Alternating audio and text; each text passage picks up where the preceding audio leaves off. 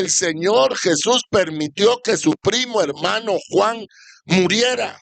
¿Por qué permitió Jesús que decapitaran al más grande de los profetas nacidos de mujer?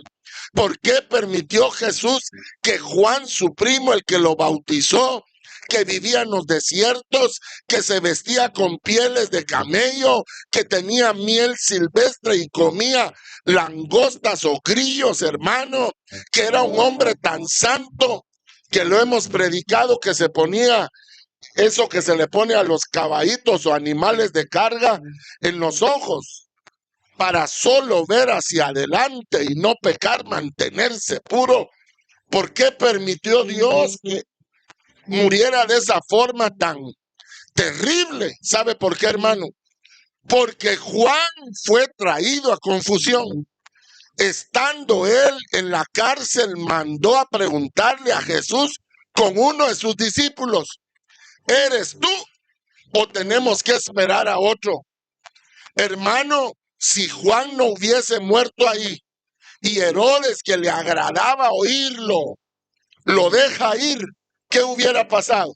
Pregunto. Todos los que seguían a Juan, que eran muchos, hubieran comenzado una nueva religión, ¿sí me entiende? Una que no estaba basada en Jesús, sino hubieran seguido esperando al Mesías, como están haciendo ahora en Israel. Ellos siguen esperando que el Mesías venga. Él ya vino, lo crucificaron, lo mataron, ya se fue, ya está por regresar, y ellos ni por enterados, hermano.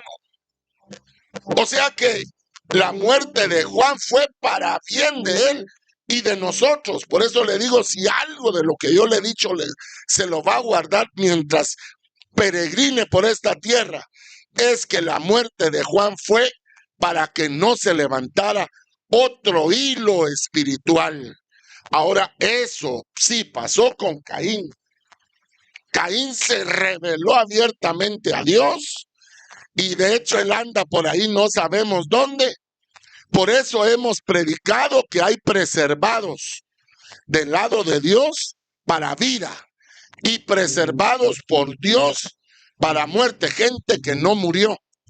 Y fue que aquel día la tierra abrió su boca y se tragó a 120,000 vivos. ¿Dónde estarán esos? ¿Dónde estará Janes? ¿Dónde estará Jambres? ¿Dónde están almas, algunas de ellas en penas, hermano?